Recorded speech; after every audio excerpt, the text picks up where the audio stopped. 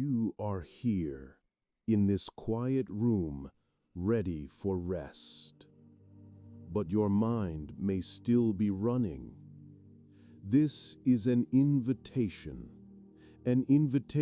to trade your many small, anxious thoughts for one, a single, vast, and wondrous one. A question so large it can hold all of your worries and make them feel small. The question is, what if this world is not what it seems? What if the solid feeling of the floor, the coolness of the air, what if it is all a story, a perfect, beautiful, and stable program? This is not a scary thought. It is, perhaps, the most comforting thought in the universe. It is an idea that gives you permission to let go, to trust that the program will run itself while you rest. You do not need to do anything. You do not need to solve it. Your only task is to listen. Join me on a long, slow journey as we dissolve our reality and find in its code a profound and peaceful rest. Let us begin not with a vast, cosmic question, but with a small, simple, and immediate truth. The day is done. The thoughts of tomorrow, the memories of yesterday, they are just whispers, fading into the background. The only thing that is real in this very moment is the now. Let your mind settle into this single, quiet point in time. There is nothing to do, nothing to solve, nothing to figure out. There is only this. Bring your awareness to the first and most simple sensation, the feeling of your head resting on the pillow. Notice the temperature. Is it cool against your skin? Does it hold a little warmth from you, a little signature of your presence? Feel the texture of the fabric, the pillowcase itself. You can almost imagine the individual threads, the simple, soft weave. Notice the gentle give of the cushion beneath you, the way it conforms to your shape. This is an anchor, a simple, undeniable fact of your world. It is here. It is real. You don't even need to think about it. You just feel it. The subtle pressure, the way it supports you, holding you. This sensation is a quiet message sent to your mind, a signal that you are safe, that you are truly at rest. It is the bedrock of this present moment.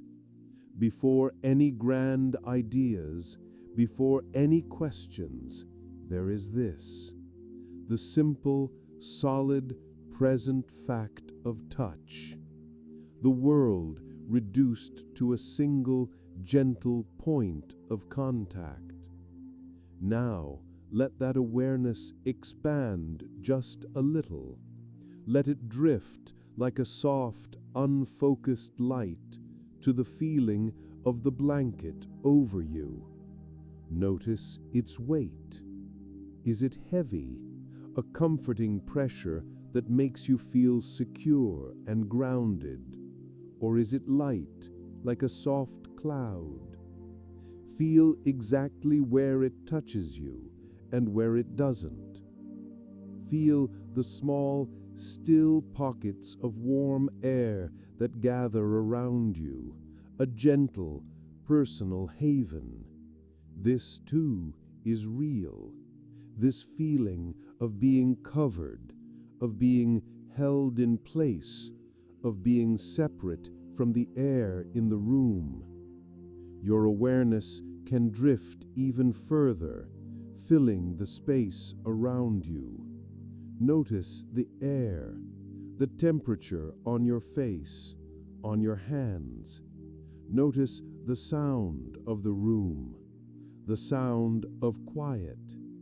But is it truly quiet? Listen closely without straining. There are layers to the quiet.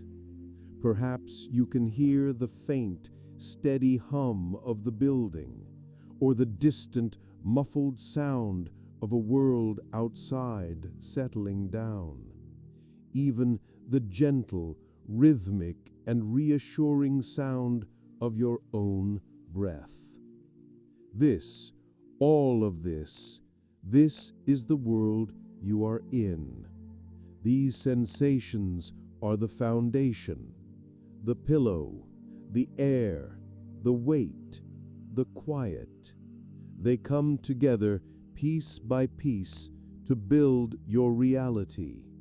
They feel solid, undeniable. This is your truth for this moment. But what is this feeling? Where does the sensation of the pillow end and you begin? What is this mechanism that reports the world to us? Let's stay with that simple, true feeling of the pillow, that coolness. Where is it? We think it's in the pillow, but is it? The pillow itself is just there. It is an object, a collection of fibers and air. The feeling, the experience of coolness, that is somewhere else entirely. It is a message. That feeling is a signal, a tiny electrical whisper that travels from your skin, up your arm, along your neck, and into the quiet, dark center of it all. Deep inside your mind, there is an interpreter. It sits in perfect silence, in perfect darkness. This interpreter has never, ever touched the world directly. It has never felt the breeze, or seen a color, or touched a pillow. It only receives information, bursts of data. A message arrives, a simple code that says, "This is pressure." Another arrives that says, "This is a change in temperature." And this interpreter, this patient, masterful storyteller, takes these simple, dry signals and weaves them into a rich, sensory experience. It creates the feeling. It takes that raw data and says, "Ah, this is a pillow. It is cool against the skin. It is soft. We are at rest." This is true for everything. That distant, muffled sound in the quiet, it isn't sound out there. Out there, it is just a vibration, a ripple of pressure moving through the air, like a wave in a pond. But that ripple is caught and translated. It becomes a message. And the interpreter listens and says, "That is a sound, far away. The world is quiet. We are safe."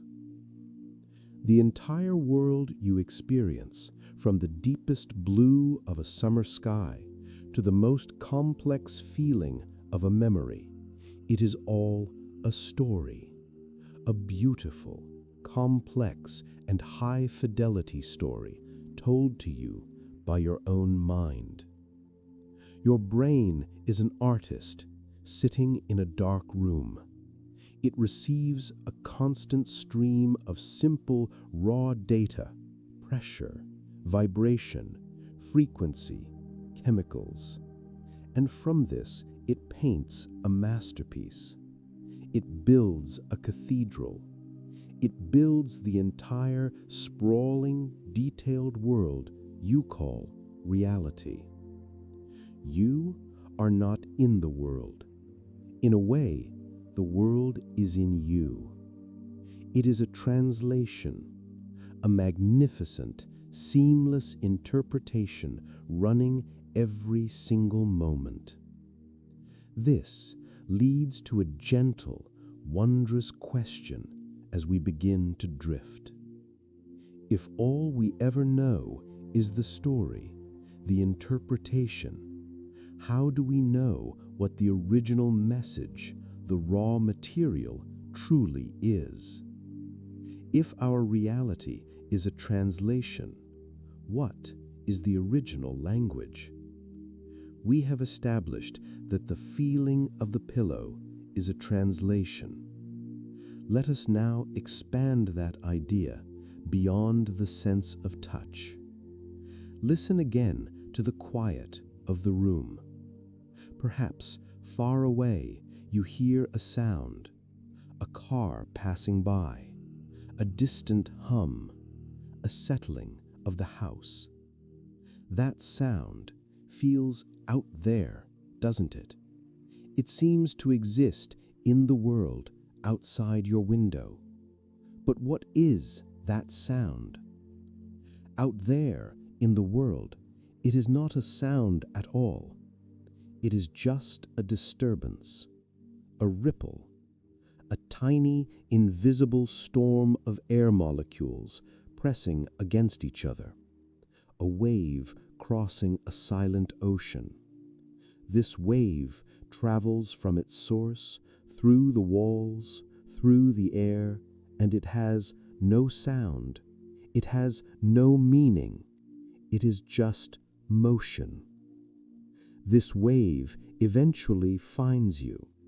It is caught by the intricate, delicate mechanism of your ear, and this mechanism does one simple thing. It translates that physical motion into an electrical signal. It turns a vibration into a message, and that message is sent once again to the interpreter in the dark. The interpreter receives this new data, this pattern of taps, and it instantly searches its vast library of experiences. It finds a match. It says, that pattern, that is a car. It is distant. It is moving away. It is not a threat. We are safe. The experience of a distant car is created, whole, inside your mind. The vibration itself had none of that story. Now let us go further to our most powerful sense. Think of a memory, a visual memory, the color of the sky at sunset, that deep, burning, impossible red, or the perfect, vivid green of a new leaf in spring. Where is that color? That color red, it is just a name, a label we give to one specific flavor of light, a specific frequency, a wave traveling through space that happens to be a certain length. It is not red out there. It is just a signal, just like the vibration of the air. This signal, this light, enters your eye. It is translated, and the interpreter, the masterful artist in the dark, receives this signal and paints the sky red. It invents the feeling of red, an experience, a sensation, just for you. This is the grand performance, the coolness of the pillow, the sound of the car, the red of the sunset. They are not qualities of the outside world. They are experiences of the inside one. The entire, sprawling, vibrant external world is actually a high-fidelity internal production. You are not a camera, passively recording a world. You are the artist, actively creating it. This leads to the first, truly gentle question of our journey. If our mind builds the entire world we experience, what is the raw material? What is the canvas it is painting on? So we are here, in this quiet, sensory space, this calm and drifting moment. Our mind, the interpreter, sits in its dark, silent room. It has never seen the sun, never felt the wind. It only receives signals, just patterns, just code. And from these abstract, dry messages, it builds everything. It paints the impossible red of the sunset. It composes the melancholy sound of the rain. It gives us the simple, present, undeniable feeling of coolness from a pillow. It is a masterful storyteller, a masterful artist. And here, in this quiet, safe place, as we let go of the day, we can ask the first truly gentle question. If our mind is the storyteller, and all we ever know, all we have ever known is the story it tells, what is the truth? What is the raw material that the story is based on? What is the canvas that this internal artist is painting on? We know the experience of red. We know it. It is a part of us. But we do not know the signal itself. We can never, ever get outside of our own minds to see what the world really looks like before our brain translates it for us. We are, in a very real way, living inside a beautiful, perfect internal gallery. We can walk the halls. We can see all the paintings. We can see the world that our mind has painted for us in vivid, breathtaking detail. But we can never, ever step behind the canvas. We can never know what the artist is really seeing. How do we know the story is accurate? How do we know this translation is correct? Perhaps the real world, the raw material, is nothing like the story we are being told. Perhaps it is a place so strange, so alien, so complex that our minds have to translate it, have to simplify it just so we can understand it. What if the world out there is just a chaos of information, a storm of data, and our mind's primary job is to build a beautiful, orderly, and safe story from it? This is not a scary thought. It is not an anxious one. It is a wondrous one. It means the reality we know is a custom, curated experience built just for us, by us. But it leads us to that one soft, powerful question. A question that can gently pull us deeper into this state of relaxation. If our entire reality is a translation, a story, how do we know what is real and what is simply the storyteller?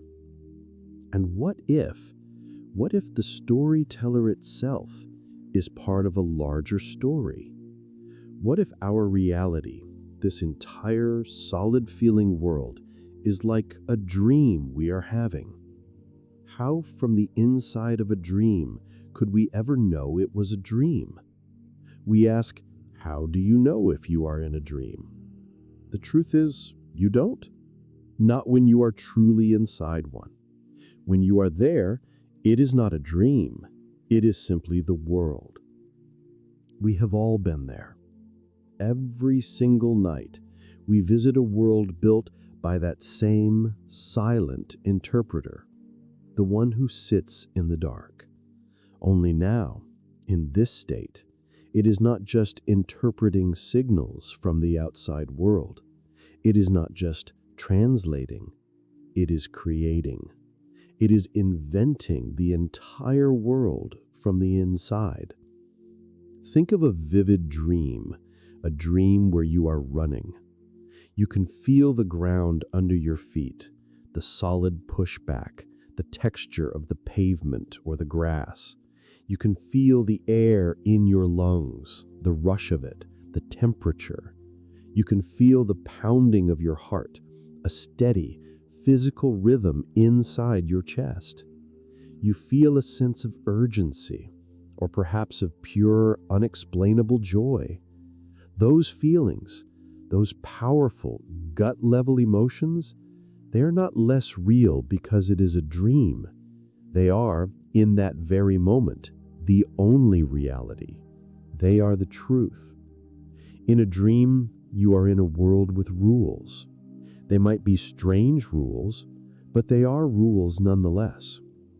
There are people you know and people you have never seen. There are places, familiar and strange. There is a sky, a ground, a sense of up and down. You do not stop to question how it all works. You do not wonder if the physics of the dream are consistent. You simply exist within it. You are a participant. Your own mind, your own brain, builds a complete simulation. It is the architect of the buildings, the painter of the sky, the writer of the script for every single person you meet. It creates a high-fidelity world, complete with every sensation, every emotion, and a complex, unfolding story. And it does it all with no raw material from the outside world. It uses only what it already has. It uses memory. It uses fragments of thought. It uses imagination. It is a world built entirely of information. This is the most familiar, most personal simulation we know. We are all masters of it. We are all, every night, grand world builders. We create an entire universe, live inside it for hours, and believe it completely without question. And then we wake up. There is that strange, magical moment, the pop, the seam, the dissolve between two realities. The dream world fades, the rules vanish, and you suddenly remember this other world. The world of the pillow and the quiet room. You realize in an instant that the entire sprawling, real experience you just had was an internal production. We all know, intimately, what it is like to be inside a perfect simulation. We know what it is to be a character in a story, not knowing we are a character. We do it every night. We close our eyes, and the storyteller inside us builds a sandbox, a place for us to be, to feel, to experience. We are, all of us, world builders. This nightly journey is our first, most gentle clue. It is the proof that a mind, any mind, can create a reality that feels complete from the inside. This is the first step in our thought. If our own minds can do this, what about other, more powerful minds? What about our own creations? Our own minds build those fleeting internal dream worlds every single night. They are private sandboxes, built of the misty stuff of thought and fragmented memory. But now, in our waking world, we have begun to do something entirely new. We have started to build sandboxes outside of ourselves, in the external world. We have learned to write down rules. We have learned to create code. And with this code, we are building new worlds. Worlds in a box. Worlds on a screen. We are, in a small way, becoming creators. We build digital cities. We lay out the streets, the buildings, the parks, all according to a plan. We design the flow of traffic, a digital pulse. We even create digital weather, a coded rain that is not wet, but looks and sounds like rain, a perfect imitation. A digital sun rises and sets, not because of gravity or the spin of a planet, but because a clock in the code tells it to. It is a predictable, reliable, and entirely invented star. We build these digital sandboxes, and we give them their own physics. We write the rules for their gravity. We decide how solid a wall is. A wall in one of these digital worlds is not solid in the way a real wall is. It is not made of atoms, not a collection of matter. It is just an instruction, a line of code that says you cannot pass this point. It is a concept given the power of a boundary. The world is only as real as its rules. We have become very good at this. Our simulations are growing more complex every day. We don't just build cities, we build entire lives. We build simulations of economies, watching digital fortunes rise and fall, a flow of data that represents wealth. We build simulations of crowds just to see how they move, how they cluster, how they avoid one another, like a dance of pure logic. And we build digital people, characters who have detailed, specific routines. They wake up in the code at a pre-programmed morning. They go to work at a digital office. They talk to each other, pulling lines of dialogue from a script we have written. Lines that create the illusion of community, of relationships. We look into these small, contained worlds. We are the observers from the outside. We see the whole picture. We know the boundaries. We know where the world ends and the empty code begins. For us, it is a game, a tool, a digital sandbox to play in. But this new power, this new ability to create a world from code, it naturally leads to a new question. A question that pulls us a little deeper. We know what it is like to be the creator of the sandbox.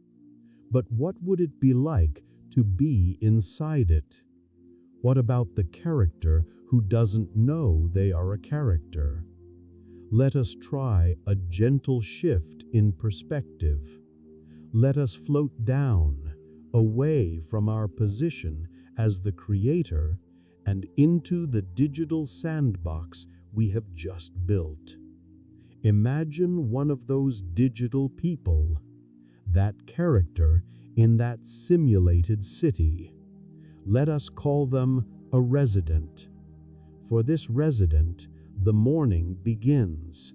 The digital sun, that piece of code, rises in their sky. It casts light on the streets we designed. The resident wakes up because their internal script tells them to. This is their reality. They do not feel like a collection of rules. They simply are. They begin their day. They walk out of their digital home onto a digital street. They see other residents, all following their own scripts, their own routines. They see them and recognize them. They might even talk to them using the lines of dialogue we wrote. To them, this is a normal, real, social interaction. This resident's world is complete. The rules we wrote, those are their laws of physics. The wall we coded as a boundary is to them simply a wall. It is solid. It is real. They had no reason to believe it is just a line of code. It has always been there. Their entire world, the city, the weather, the other people, the sky, this is all they have ever known. The world of the pillow and the quiet room, you realize in an instant that the entire sprawling real experience you just had was an internal production. We all know intimately what it is like to be inside a perfect simulation. We know what it is to be a character in a story, not knowing we are a character. We do it every night.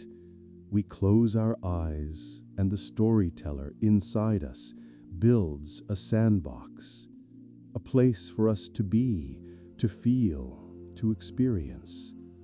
We are, all of us, world builders. This nightly journey is our first, most gentle clue.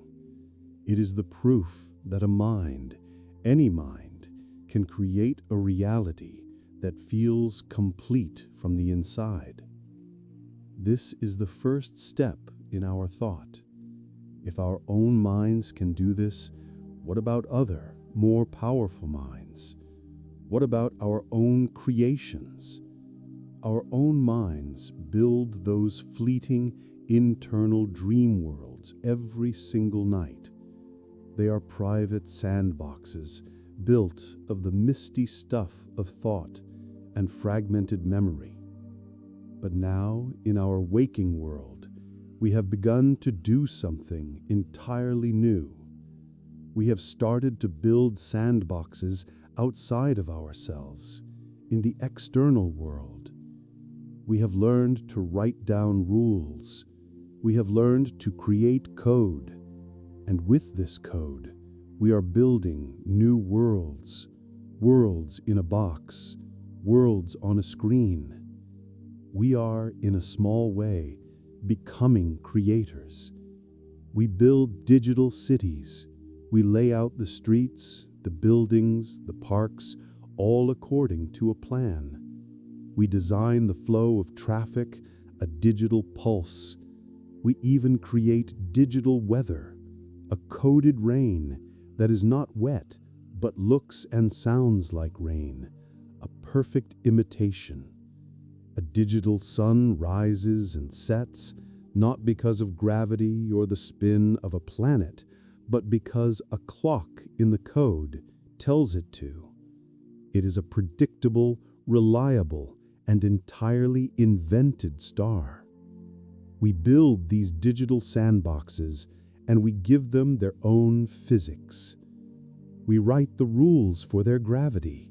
We decide how solid a wall is. A wall in one of these digital worlds is not solid in the way a real wall is.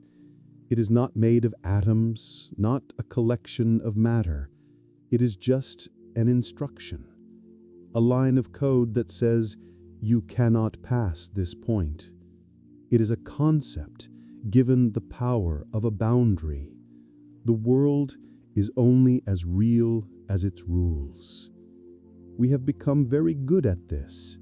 Our simulations are growing more complex every day. We don't just build cities, we build entire lives.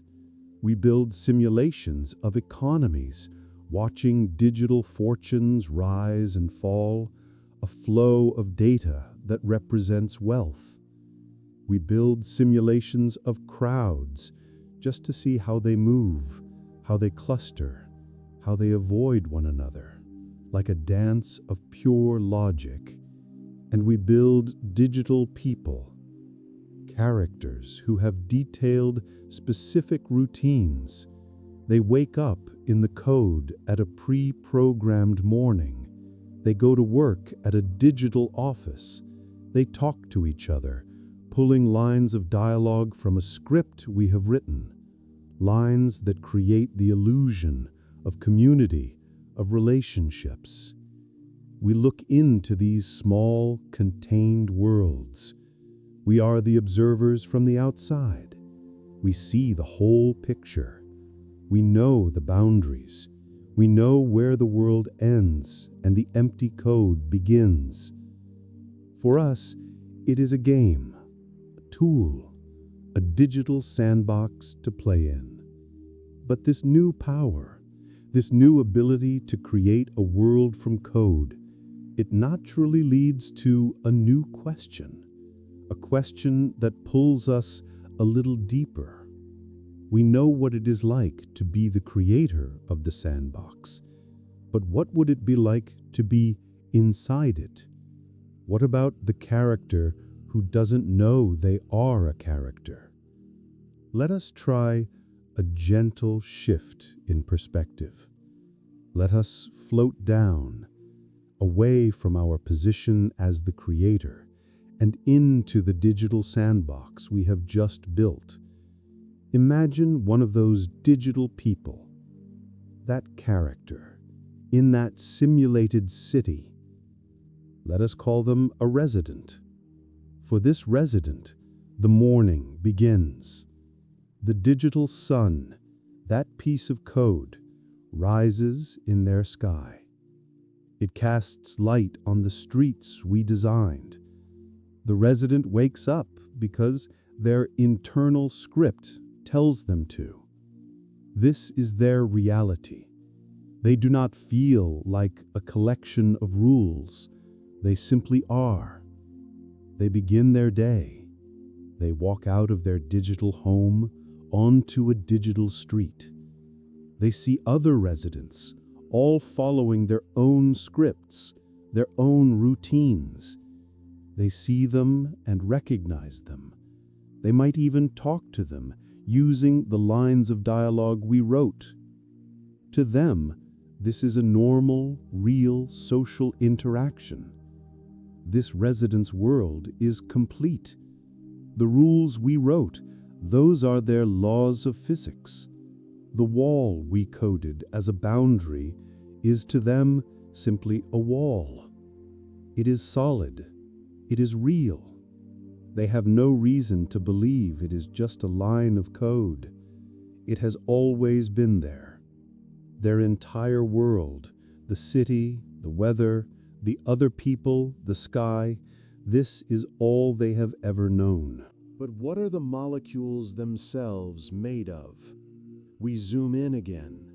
We find the atoms, the tiny fundamental building blocks we learned about. Carbon, oxygen, hydrogen. We imagine them as tiny, hard spheres, like marbles. This must be it. This must be the pixel, the final, indivisible, truly solid thing. This must be the stuff that makes the world real. We trust that if we zoom in far enough, we will find the ultimate substance of the universe, the hard, microscopic stuff that forms the floor, the walls, and your hand. We are searching for the fundamental pixel of reality, the smallest possible thing. But this is where our common sense, our idea of solid, begins to dissolve. This is where the world as we know it begins to melt away.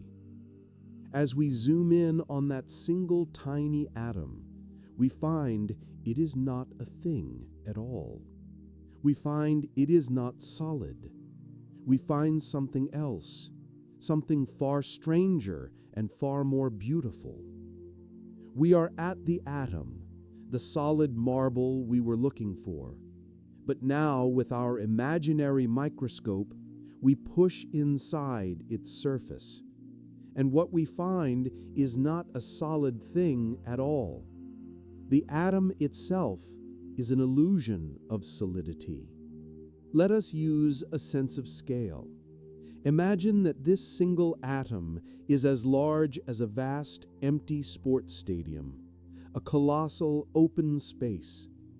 Now, where is the stuff? Where is the matter? We look to the very center. On the middle of the field, there is the nucleus. But how big is it? It is not the size of a person or even a ball. It is the size of a single tiny speck of dust, a pinprick floating in the center of a colossal empty stadium.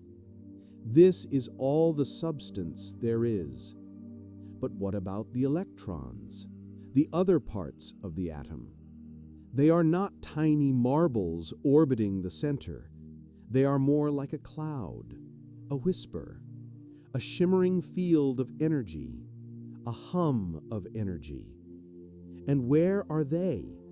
They are all the way out in the farthest seats of that giant stadium, a vague presence miles away from that central speck. And the space in between? The vast, enormous, incomprehensible void between that tiny central speck and that distant wispy cloud in the stands? It is nothing. It is empty space. The atom, the fundamental building block of your hand, the bed, the solid earth beneath you, is 99.999% empty. It is not stuff. It is a void with a few tiny energetic rules holding it together. This leads to a beautiful, profound mystery. If your hand is made of these trillions of empty stadiums, and the pillow you are resting on is also made of trillions of empty stadiums, why don't they just pass right through each other? Why does your hand stop? Why does it feel solid? Because what you are feeling is not touch. You are not making contact. Your atoms are not hitting the pillow's atoms. They do not get close enough. What you feel, that sensation of solid, is a force. It is the force of those outer electron clouds. The hum in the stands of your stadium is pushing against the hum in the stands of the pillow's stadium. They are repelling each other like two magnets. Touch is just two energy fields pushing. Solid is just an agreement between forces. Your hand, the bed, the earth, it is all a shimmering, beautiful, and stable void. Our world, it seems, is not made of stuff at all. It is made of force. It is made of rules, which suggests that at its very core, the universe is not a thing, but perhaps a set of instructions. So we are left in a shimmering, beautiful void. The world of solid stuff has melted away. Touch is just a force. The atom is just empty space. If it's not stuff, what is it? What is that electron, that distant hum in the empty stadium? What is that central speck? We think of a particle as a tiny, tiny thing, a microscopic marble. But what if it's not a thing at all? Let us look at that electron again. What is it? It is not a speck of matter. It is a list of properties, a set of instructions. It is like a tiny floating concept. It has a charge, it has a spin, it has a location, but it has no size, it has no surface, it has no color. It is not made of anything smaller. It is just a bundle of information. Imagine a single point in the universe, and at that point, there is a list of simple answers. If the universe asks it, "What is your charge?" this point answers with a precise and unchanging fact: negative. If it asks, "How do you interact with light?" it answers with another precise rule. The particle, the electron, is not the point. It is the information held at that point. It is a bit of data, a 1 or a 0 in the cosmic program. This is a profound pivot in thinking. Some of the deepest thinkers on the planet have come to this same strange and wondrous conclusion. The base layer of our reality, the canvas we were searching for earlier, it may not be matter. It may not even be energy. It may be pure information. The universe, then, is not made of stuff. It is made of bits. If this is true, it changes our entire view of the world. It means that at its very core, our reality is computable. It means that every law of physics, the pull of gravity, the speed of light, the spin of a galaxy, is all part of a calculation, an algorithm. The code we talked about earlier, the rules of the video game, suddenly this doesn't feel like an analogy at all. It suggests that our world is a system, processing information, a program running moment by moment.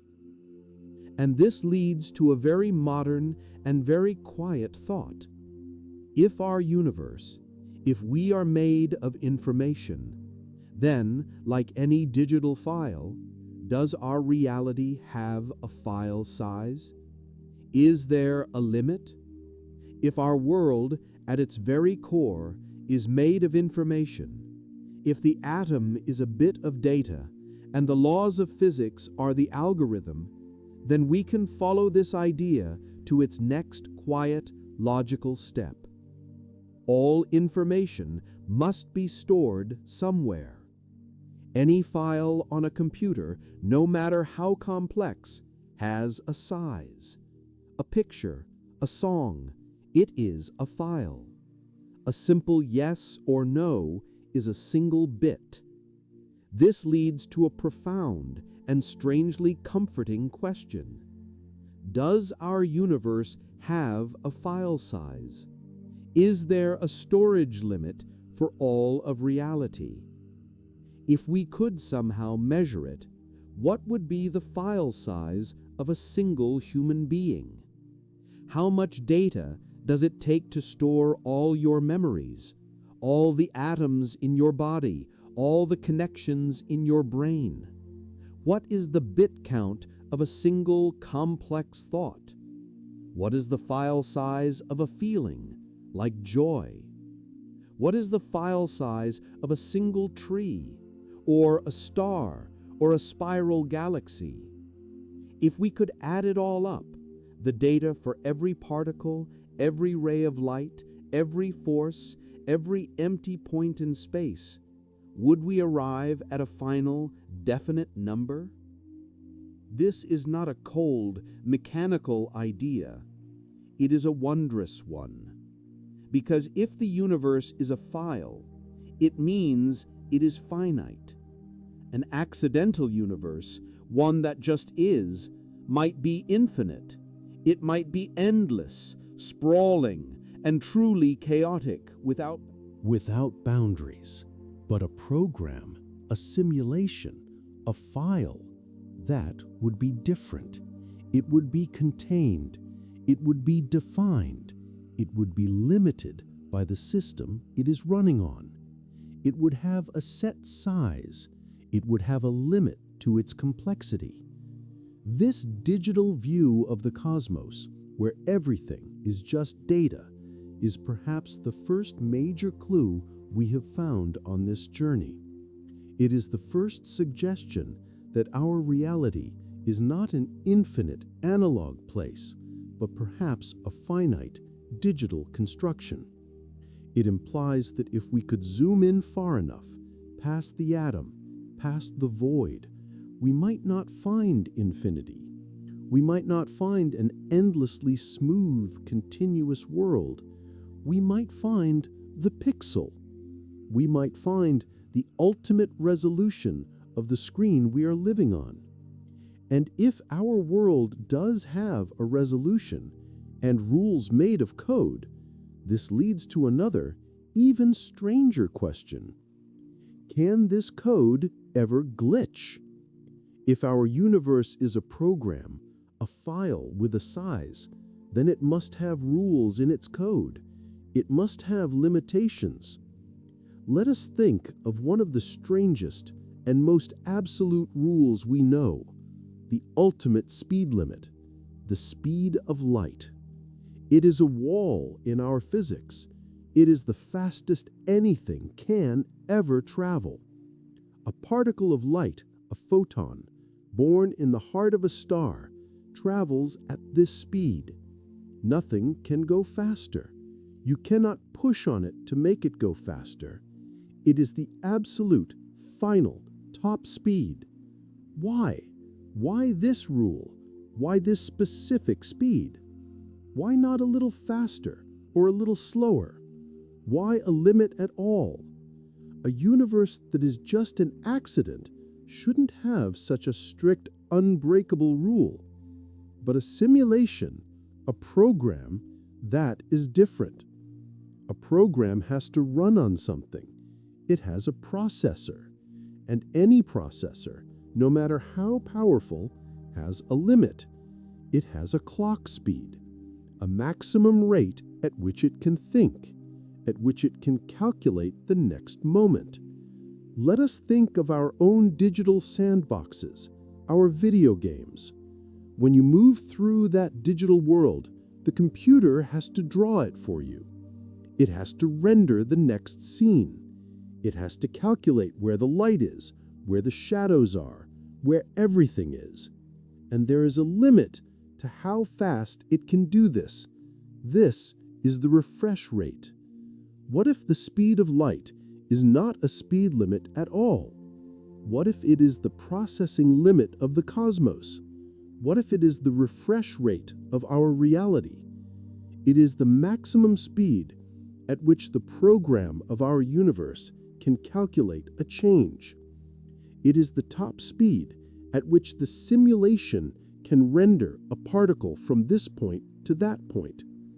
When that beam of light travels from a distant star to your eye, the simulation is updating its position moment by moment. The speed of light is simply the speed of causality, the fastest that information, the file we talked about, can be moved from one pixel of space to the next. It is not a wall in the world. It is a feature of the code. This is a profound clue. It suggests our reality is not an infinite place where anything is possible. It suggests it is a finite system with defined, measurable limits. It is another glitch in the matrix, but it is not a bug. It is a fundamental property of the system's hardware.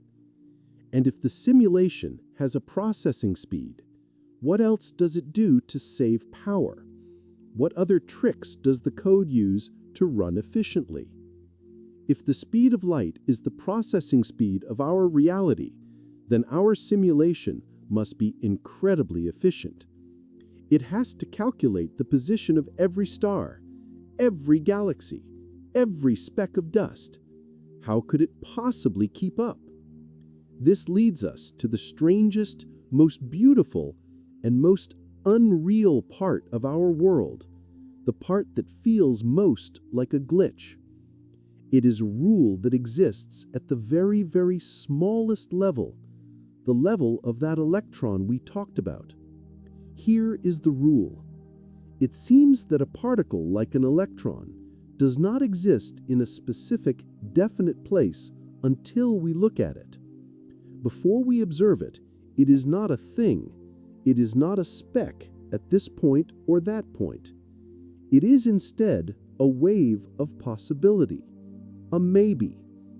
It is a shimmering mathematical cloud of all the places it could be, all at the same time. It is a ghost spread out over space. It is unrendered. But the moment we, a conscious observer, try to measure it, the moment we look, the universe pops. That wave of maybe instantly collapses. It chooses a single spot, and the particle appears solid and real in one place, as if it had been there all along. The very act of looking at the world seems to create it. Why would this be? Why this bizarre magical ceiling rule? It makes no common sense, but in a simulation, it makes perfect sense. It is a resource management strategy. It is power saving. Think of that digital sandbox, the video game. The computer running that game is powerful, but not infinitely so. To save power, it uses a trick. It only renders what you are looking at. The city on the other side of the mountain? It's not drawn. The detailed textures of the room behind you, they are not loaded. They exist only as data, as a possibility. But the moment you turn your camera, the computer instantly calculates, the player is looking here, and it renders the world for you, just in time. It pulls it from the wave of maybe and makes it real. What if our universe, our simulation, does the exact same thing? What if the code does not waste processing power by calculating the position of every single particle all the time?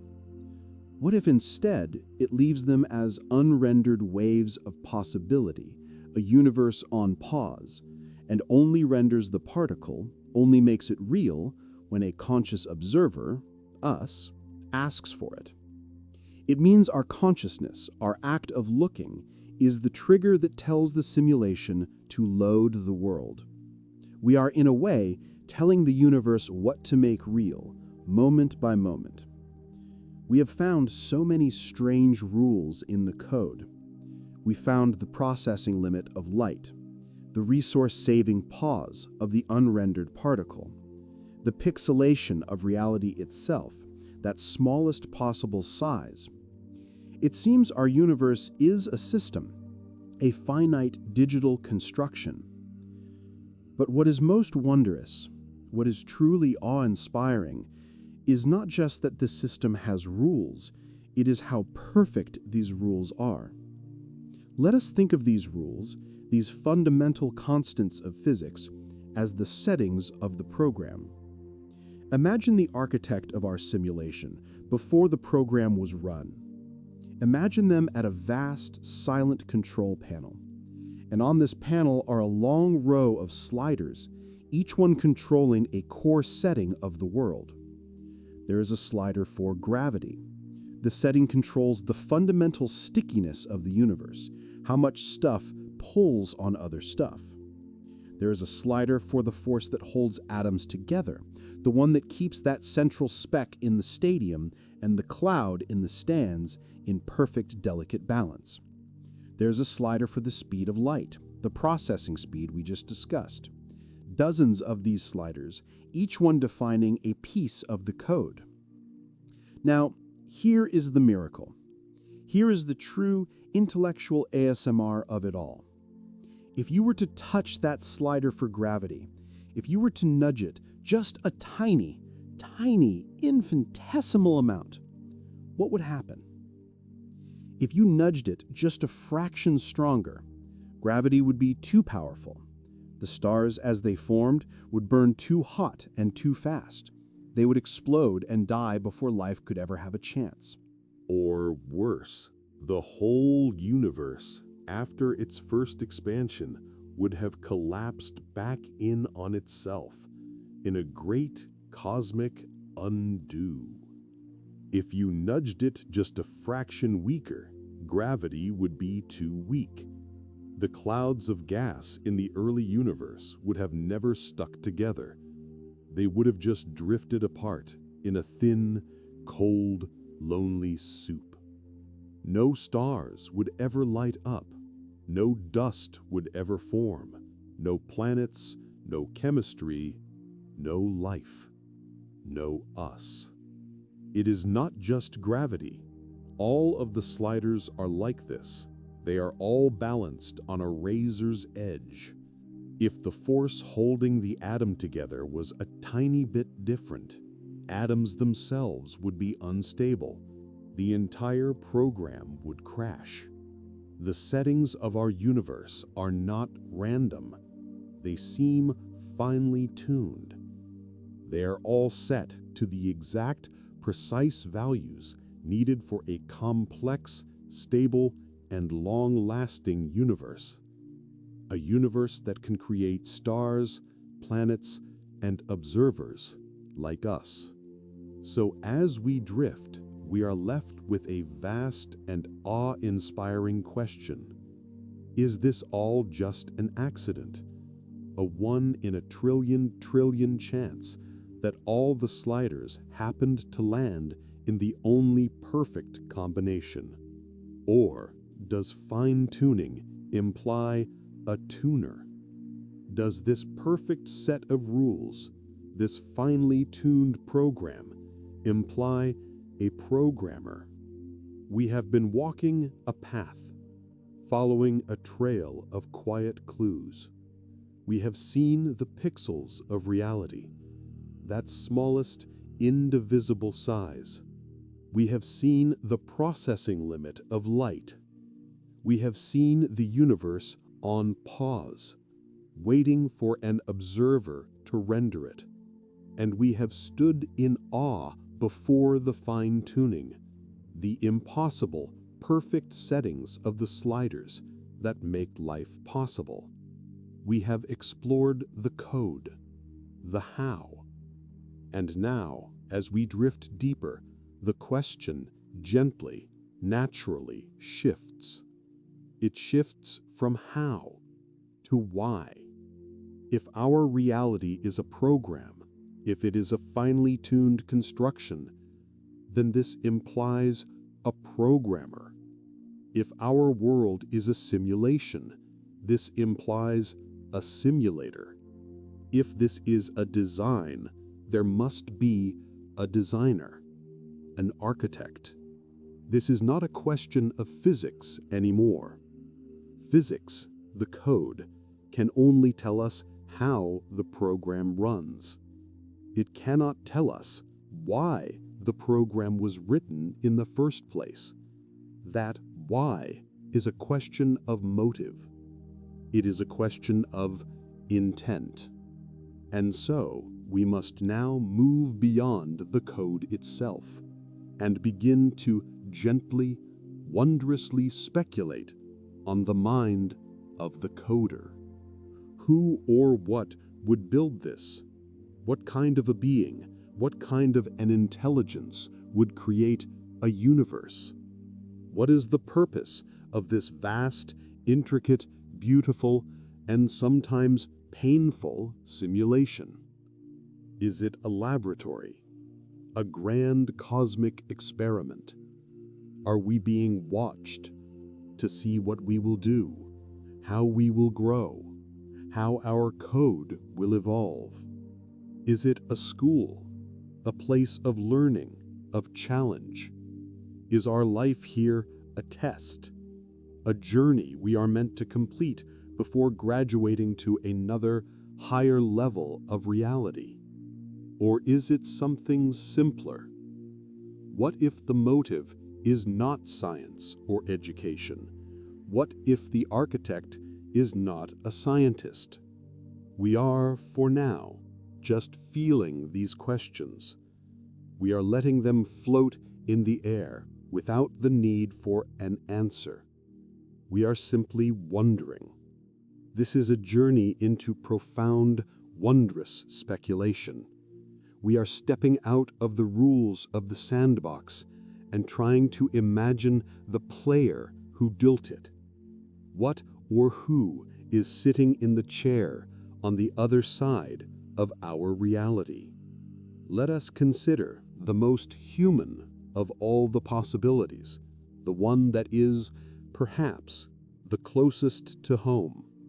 Let us consider the most human motive, the one that feels the closest to home, the easiest for us to grasp. Who is the architect? What if the architect is simply us?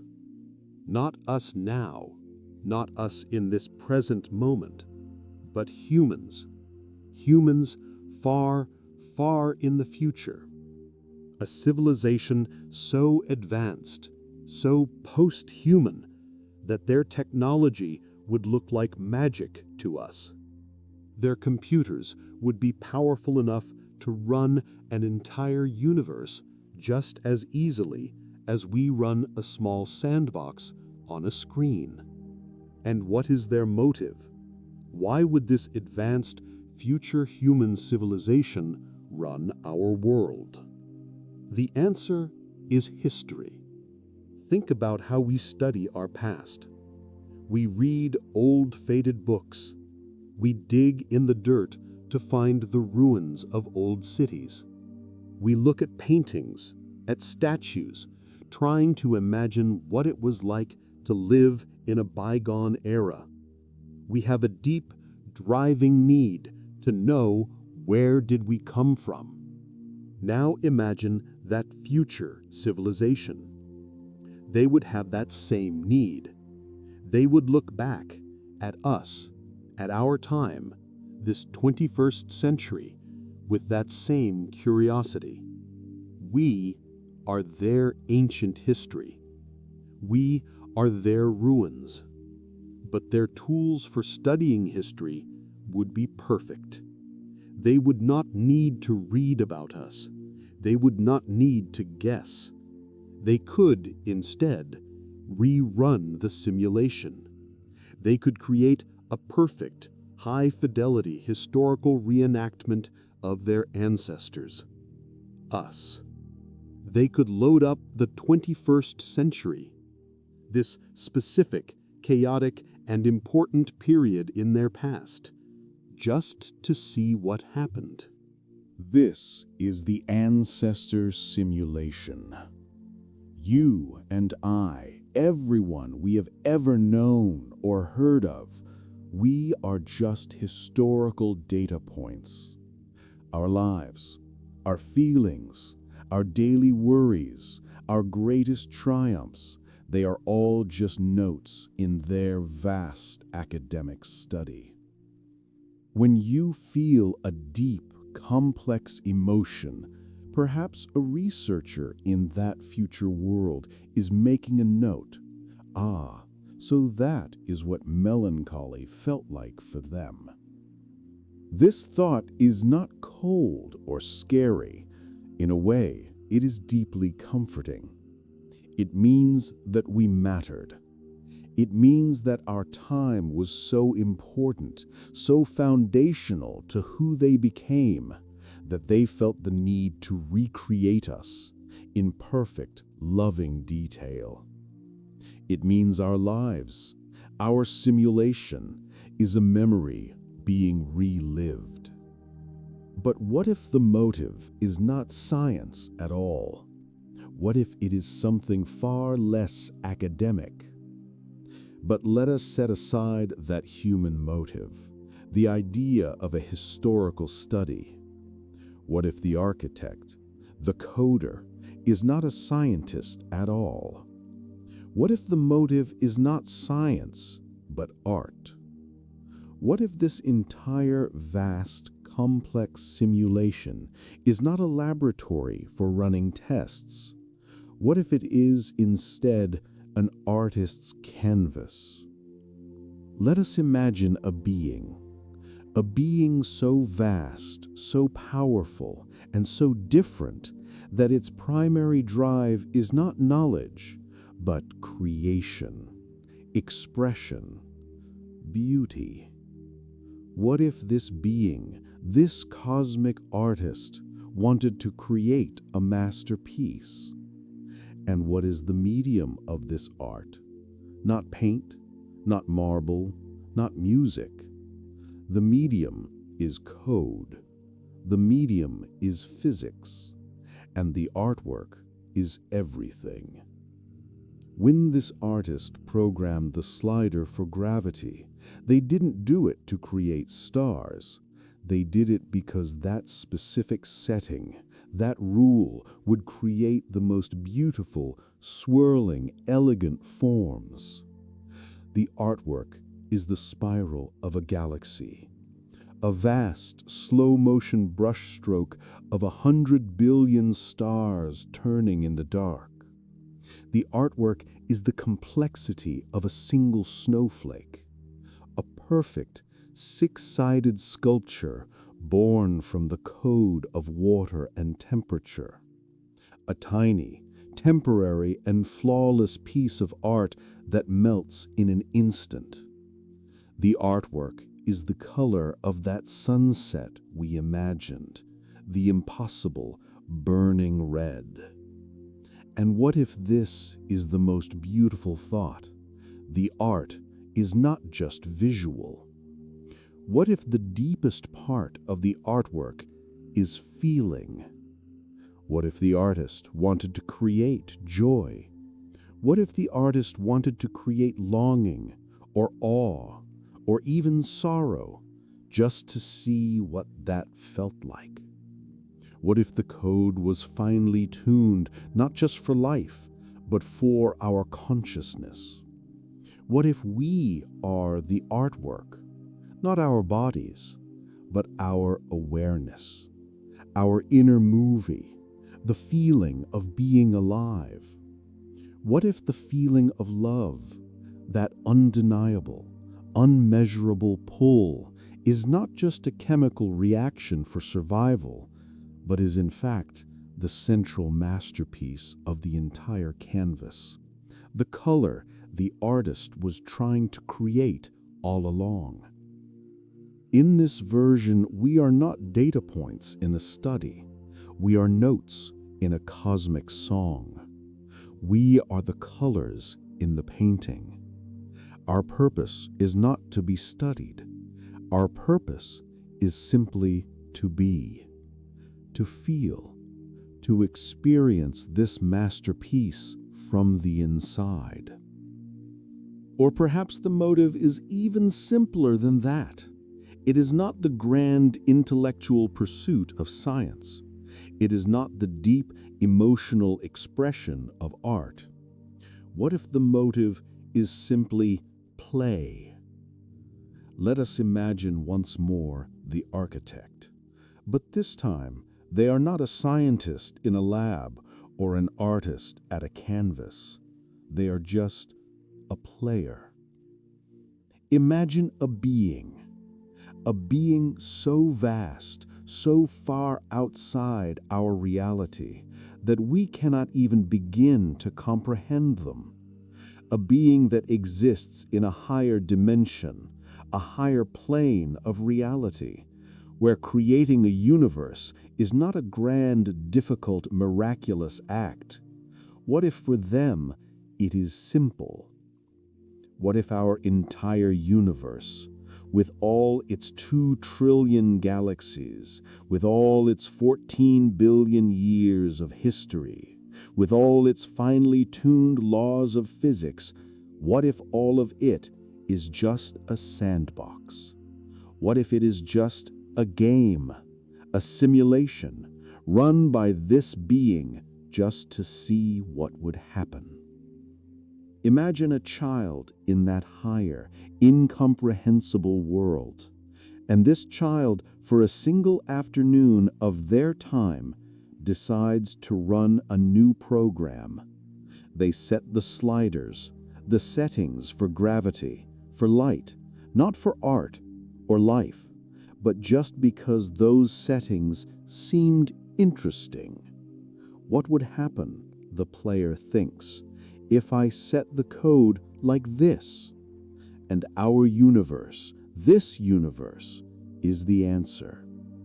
Our 14 billion years, our entire vast cosmic history, from the first star to the very last, what if that is, for them, just the runtime of the game? An afternoon of play. This thought, this vast-scale metaphor, it can be deeply, strangely comforting.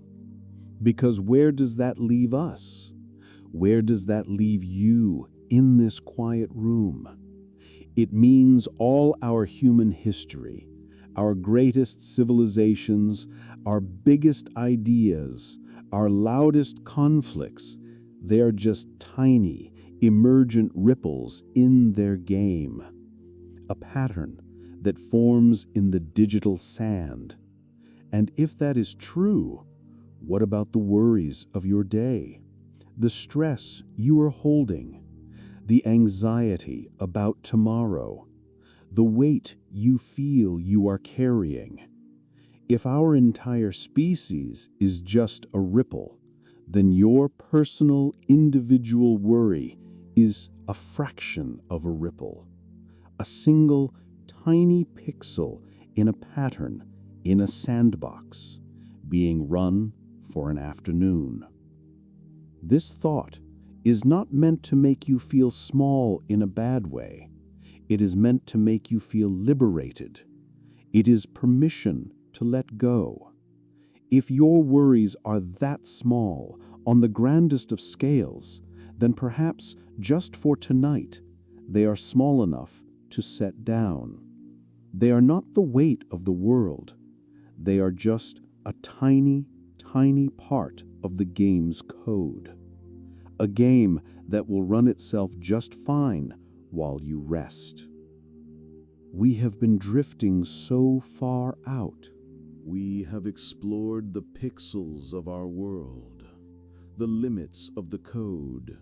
We have imagined the architect of it all, a scientist, an artist, a player running a sandbox game.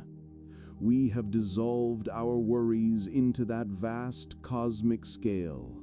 And now, let us pull that awareness back, gently, all the way back in, away from the stars, away from the code, away from the architect, and back to the one thing that has been on this journey, back to you. Not your body, which we've learned is just a collection of empty stadiums and forces. Not your brain, which we can imagine as a complex computer running the code of thought. No, back to the I, the listener, the experiencer, the feeling of being you. This is the great, wondrous, and profound counter-argument to it all. This is the rock that the simulation idea must push against. We can imagine simulating things. We can imagine writing the code for a star. We can write the rules for gravity, for light, for physics. We can even, perhaps, imagine simulating a body, a digital resident like we talked about, a program that walks and talks and avoids walls, a complex script. But can you simulate this? Can you write the code for a feeling? Could a programmer, no matter how advanced, write a line of code that says, "And now feel wonder"? Not just mimic wonder, not just say the words, "I am in awe," but actually feel it? Can you write the program for the feeling of calm that is settling over you right now? Can you write the code for sadness? A code that actually feels loss, that actually aches? Can you program the experience of red? Not the signal, not the frequency of light, but the feeling of seeing it. This is the hard problem. It is the deepest mystery we know. We can understand, perhaps, how a brain works, how it processes information. That is the easy part. But we cannot, for a moment, understand why all that processing feels like anything at all. Why does it have an inner movie? Why is there a you, an I in there watching it all?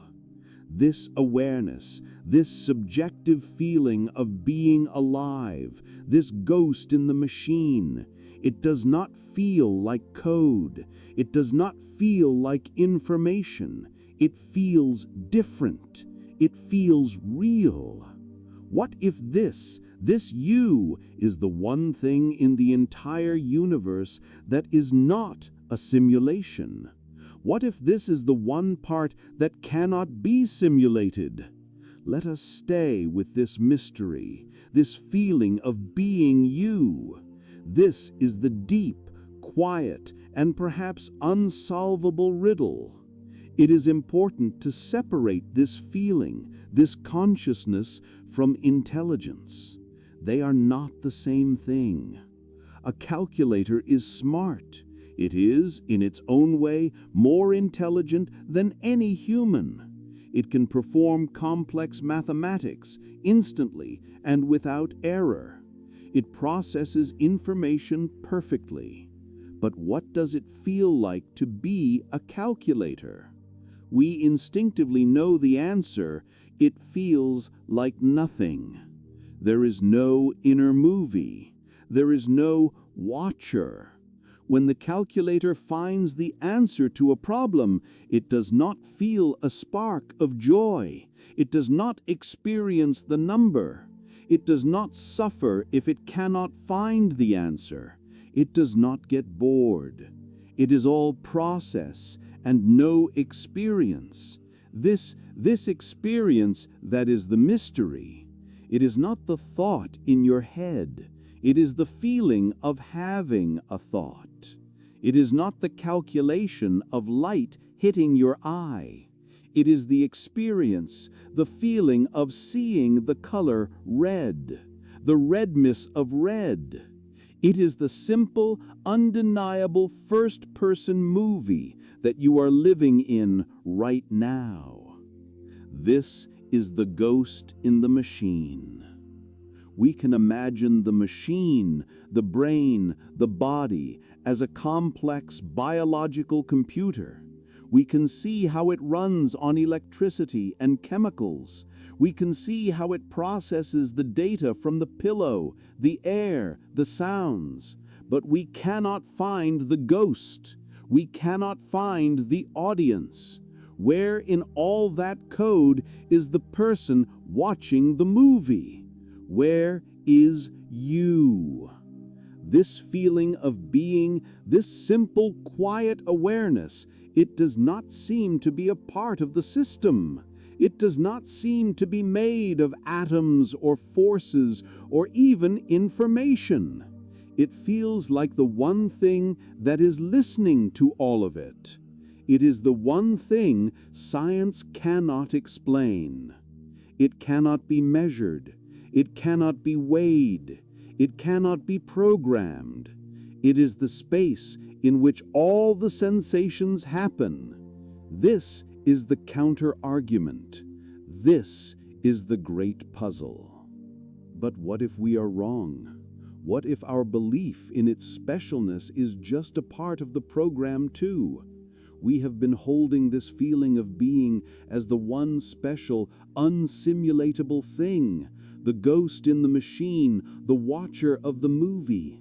It feels separate. It feels real in a way that code or matter does not. but let us play the gentle advocate for the other side. What if this feeling of specialness is the program's most clever trick? What if consciousness can be coded? We compared our mind to a simple calculator. And we are right. The calculator feels nothing. But a calculator has what? A few thousand switches? A few thousand lines of code? Our brain, the computer that runs us, has trillions of connections. Trillions!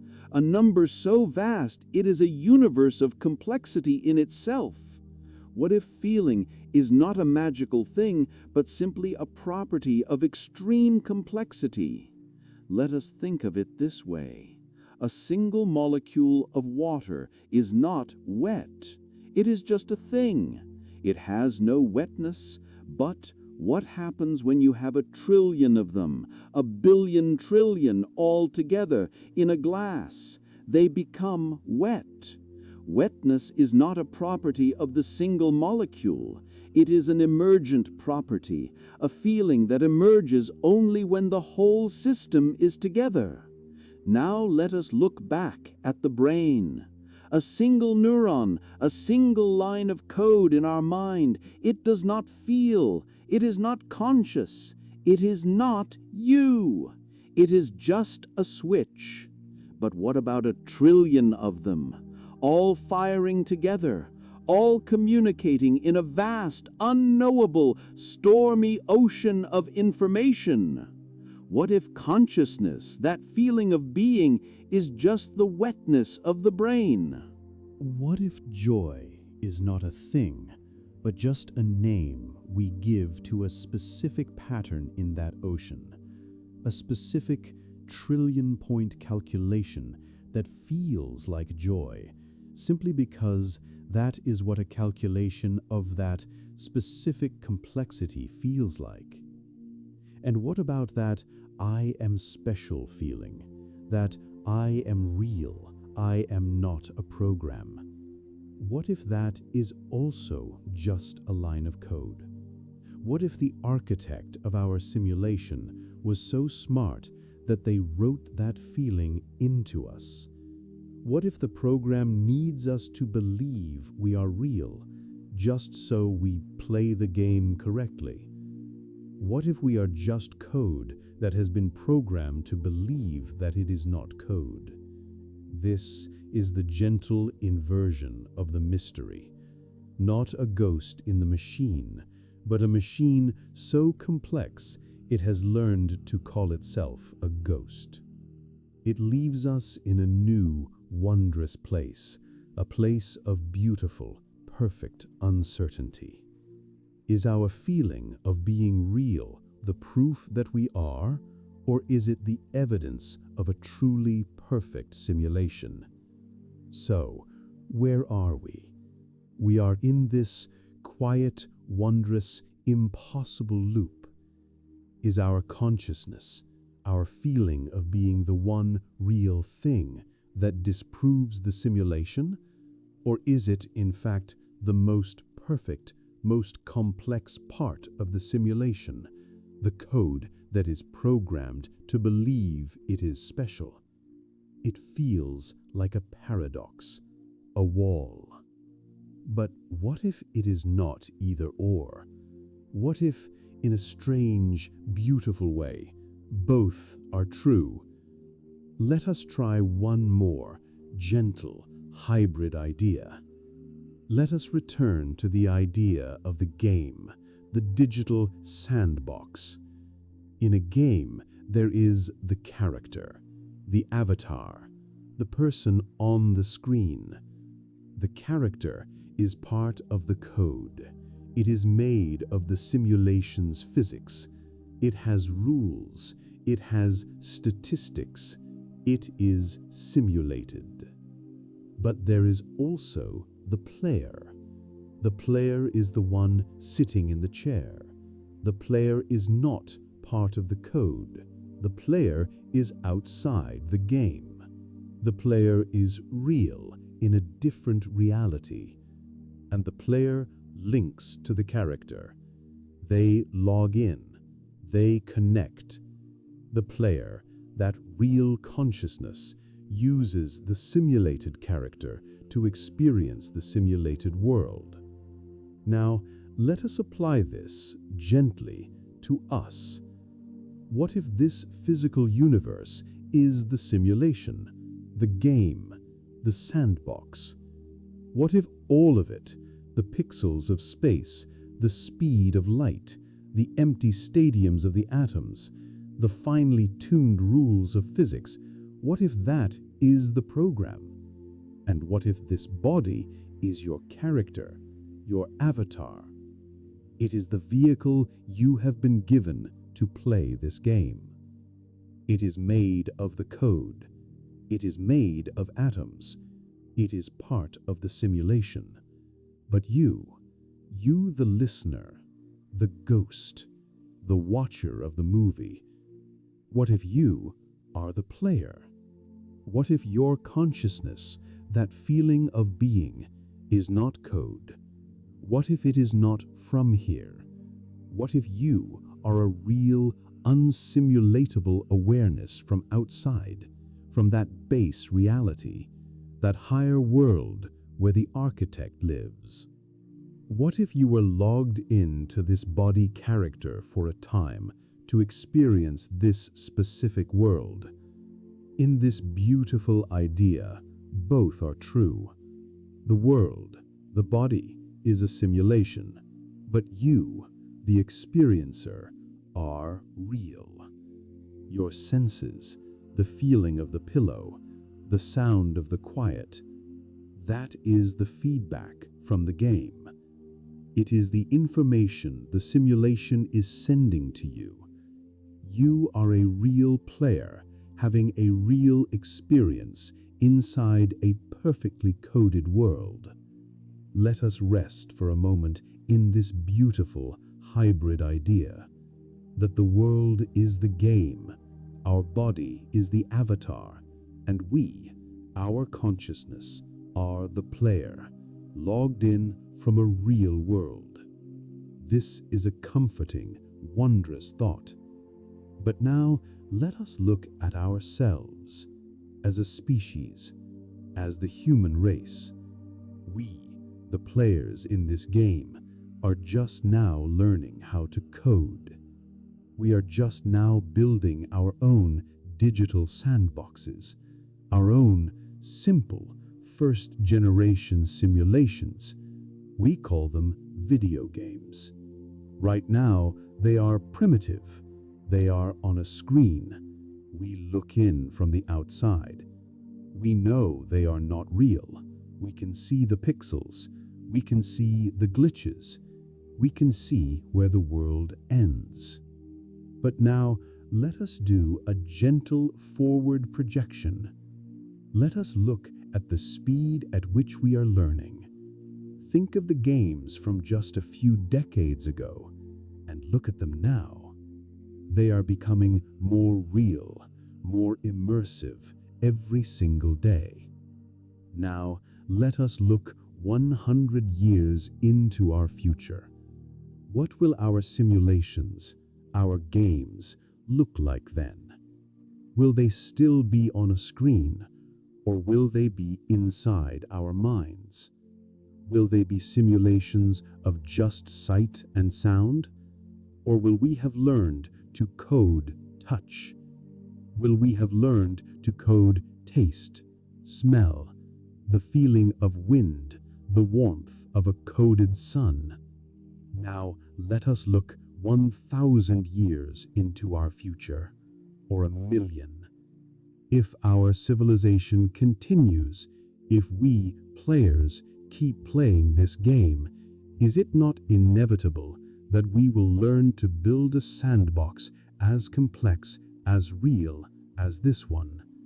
A simulation so perfect, so high fidelity, that a player inside it could not possibly tell the difference. A world with its own physics, its own pixels, its own finely tuned rules. And we won't just build places. We won't just build empty worlds. What will we populate them with? We will create digital residents, characters, and we will make them complex. We will write code for their minds. We will build oceans of information so vast that a consciousness emerges just like wetness from water. We will inevitably create characters who believe they are real, characters who look up at their sky and wonder if they are in a simulation. If it is possible for a civilization to do this, will they not eventually do it? This leads us to a stunning, logical chain, a tower of thought that we must now gently begin to climb. This leads us to a powerful, quiet, and almost unavoidable logical chain. It is a great chain of thought. Let us, very gently, hold on to it. Here is the first link in the chain. Step A. Let us assume that any advanced civilization, whether it is us in the future or someone else, will inevitably learn how to create these perfect ancestor simulations, a world like this one filled with conscious beings. This is the first link. Perfect simulations will be created. Now, for the second link. Step B. What about the people inside one of those simulations? Those conscious beings in their coded world. They will be just like us. They will be curious. They learn. They discover the code of their world. And, given enough time, they will build their own simulations. So, below each of those 1,000 first-layer worlds, let us imagine another 1,000 worlds branch out. This is the second layer, and it is not 1,000 worlds, it is 1,000,000. And the conscious people in those 1,000,000 worlds, they too learn to code, they too build. So below the second layer comes the third, and it is not 1,000,000 worlds, it is 1,000,000,000. A fourth layer, 1,000,000,000,000. A fifth layer, 1,000 trillion. The tower is not a tower at all. It is an avalanche, an explosion of realities cascading downwards, one from the other. A single trunk at the top, branching out into a root system so vast, so complex, so innumerable that it fills the entire void of possibility. Now, let us ask the question again in this quiet, dark room. We are conscious. We are here. We are wondering. This means we are somewhere in that tower. What are the chances? What are the simple, mathematical, overwhelming odds that we, this world, this you, just happen to be that one single, special, unique, original world at the very, very top? Or is it not infinitely more likely that we are somewhere else, that we are one of the trillions, one of the layers, one of the branches, one of the simulations inside a simulation inside another? The odds are not just high, they are incomprehensible. Statistically, if this logical chain holds, we are almost certainly not real. We are, most likely, a dream being dreamt by a dreamer who is themselves also a dream. This feeling, this dissolving, this sense that the solid world is just one layer in an infinite dream, what does that do to the importance of our worries? This thought, this tower of realities, this cascading, branching, avalanche of worlds with us somewhere in the infinite branching roots. At first, this idea might feel diminishing. It might seem to steal our importance. It might feel cold or even a little terrifying. But here, in this quiet, safe, and drifting place, let us feel it in another way. Let us turn this idea over, gently. What if this thought is not terrifying at all? What if it is the ultimate comfort? What if it is the most profound permission to let go that we could ever receive? Let us think of a worry, that anxiety you have been holding, that stress from the day, that deadline, that conversation, that problem that loops over and over in your mind. When you are in it, it feels so big. It feels total. It feels like the whole world. It feels like everything.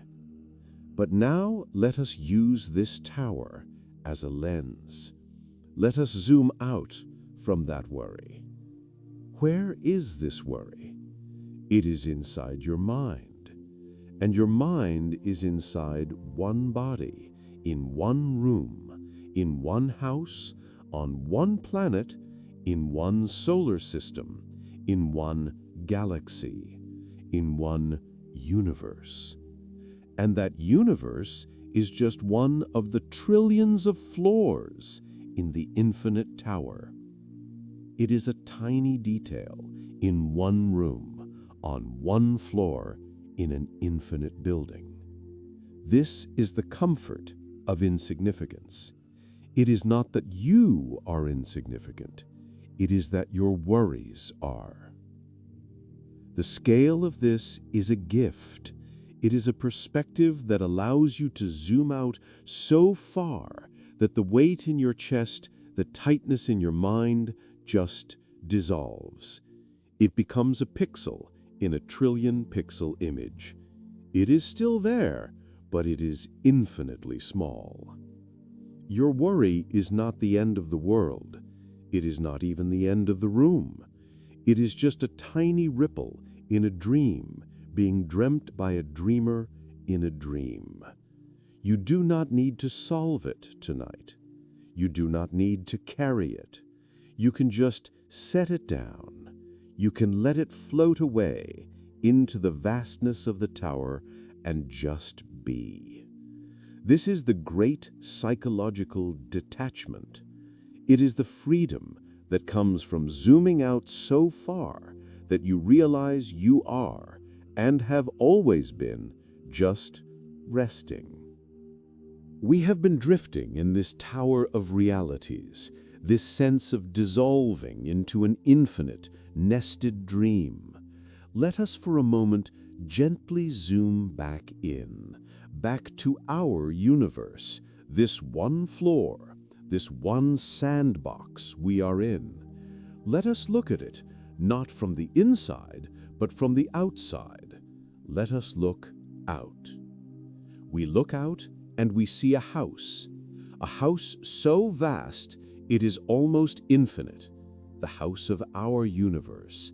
It has 2 trillion rooms, at least. 2 trillion galaxies, each room filled with 100 billion lights, 100 billion stars. And each light, each star has planets orbiting it, trillions upon trillions of other places, other floors, other pillows.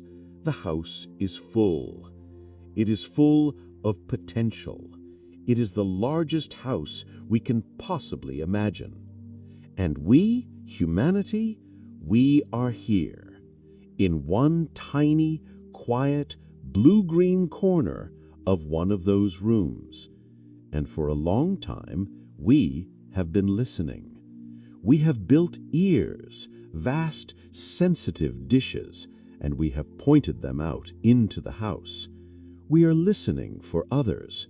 We are listening for other players, other consciousnesses, all running around with their own agendas, their own stories. It is a world of noise, of competition, of interaction. But a single-player game, that is something different. A single-player game is focused, it is curated, it is personal. It is a narrative designed to be experienced by one player, by you. What if the great silence is the most simple, most elegant clue of all? What if this universe is not a multiplayer game? What if it is a single-player experience? What if the architect chose to make this world just for us as in humanity? In this beautiful, calming thought, the silence is not lonely. It is clean. It is peace. It is the absence of noise. It is the game, making sure that our story, our journey, our dream is the only one that matters in this sandbox. Those 2 trillion empty galaxies, they are not empty rooms in a haunted house. They are the scenery. They are the vast, magnificent, hand-painted backdrop for our game. The skybox, designed by the cosmic artist to give us a sense of wonder. The universe was not built for a billion competing civilizations. It was built as a stage for one. This is our personal story, and the silence is the quiet room that the architect gave us so we could hear it. This reframes everything. The great silence is not a cold, lonely fact. It is a warm, intentional one. This is not a haunted house. This is a curated garden. Think of a wild jungle, a multiplayer world. It is chaotic, loud, dangerous. It is a struggle for survival with 1,000 competing forces. That is the universe as accident. But a garden is different. A garden is designed. It is set apart. It is protected. A gardener builds a wall not to be lonely, but to create a safe space. A space where something special can grow without being choked out by the wild. What if the great silence is the wall of our garden? What if the architect, the cosmic gardener, built this silence as a gift? The silence is not empty.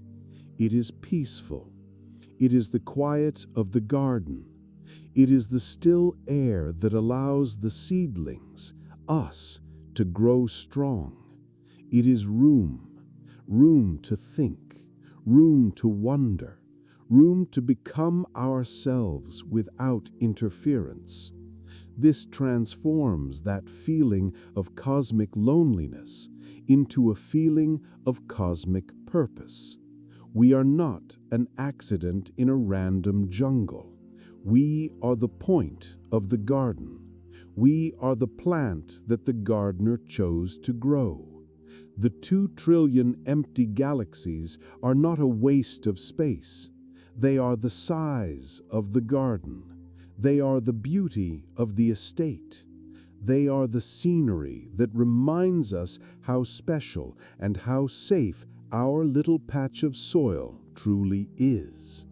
The fine-tuned laws of physics, that is the perfect soil mixed by the gardener to be just right for us. The stability of the stars, that is the reliable sun, the gentle rain, programmed to be dependable. This is a safe world. This is a stable world. It is a simulation, a sandbox that has been curated just for our experience. It is not empty, it is dedicated. The loneliness we thought we felt was just a misunderstanding. It was the silence of concentration, the silence of focus. It is the sound of the gardener waiting patiently for us to bloom. And if this gardener is so patient, so intentional, why would they show themselves? Why would they break the rules of their own garden? So this architect, this cosmic gardener, has built a safe, stable, curated world just for us. This leads to the most personal question. If they built this for us, if they care so much about the settings and the soil, why don't they ever visit? Why doesn't the coder just show up? If they are a gardener, why don't they walk in their garden? If this is a game, why doesn't the player just reveal themselves? A message written in the stars, a face appearing in the sky, a voice booming from everywhere that says, "Hello, you are in my simulation." What would happen in that moment? The game would end. The dream would break. The magic of the sandbox would vanish in a single terrible pop. In that instant, we would stop being us. We would become puppets who had just looked up and seen the strings. We would become characters who know they are in a story. And what would happen to our lives? What would happen to meaning? Why would you strive for anything? Why would you build a future? Why would you love or care or make a choice if you knew that the coder was watching and could change or delete or reset the game at any second? All the stakes would be gone. All our choices would become meaningless. Our reality would break. And so, if the architect is wise, if the coder is kind, if the gardener is gentle, they know this. They know that the first rule of a perfect simulation, of a meaningful game, is that the player can never ever know that they are a player. The gardener must never be seen in the garden. The architect must never sign their artwork. They are not hiding from us. They are not absent. They are hiding for us. Their silence is their protection. The great silence of the cosmos is not just the wall of the garden. It is the gardener's promise of non-interference. It is the respect they show for us. This silence, this divine absence, this hiding, is the architect's greatest gift. It is the space, the freedom, the power they give to us to believe that our choices are real, and in believing it, making it so. We have walked a long, wondrous path tonight, together, in this quiet space. We have zoomed in, past the solid world, into the shimmering, empty void of the atom. We have seen the pixels of reality, that smallest size. We have seen the processing limit of light. We have stood in awe of the finely tuned sliders, the perfect settings of the code. We have wondered about the architect, the scientist, the artist, the player. We have climbed the infinite tower of realities and dissolved our worries in its vastness. We have sat in the great silence of our single-player world, our curated garden, and felt the safety of the coder's non-interference. We have followed the clues. We have explored the how and the why, and now we arrive at the final gentle pivot. Let us just, for these last few moments, stop wondering if it is true. Let us assume that it is. let us accept fully this entire wondrous idea. Yes, this is a simulation. Our world is a program. The architect is real. We are code, or players, or dreams in a dream. It is all a construction. We accept this, and so we must ask the ultimate, final, and most human question. So what? What changes in this very moment? You are here, in this room, resting. The program is running. Does the pillow under your head feel any less real just because we have given it the label simulation? Does the coolness of the air feel any less cool? Does the comfort of the blanket provide any less comfort? The rules of this sandbox, they are still the rules. Gravity still holds you. The sun will still rise in the program of morning. The simulation is perfect. It is stable. It is total. If a simulation is so perfect that you can never leave it and never know anything outside of it, is it still a simulation? Or is it, by every definition that matters, just reality? A perfect prison is not a prison. It is just the world. A perfect program is not fake. It is, for its inhabitants, functionally real. This final pivot is the great liberation. We chased this grand cosmic mystery, and we have found that it does not change the feeling of now. The label does not matter. The experience is everything.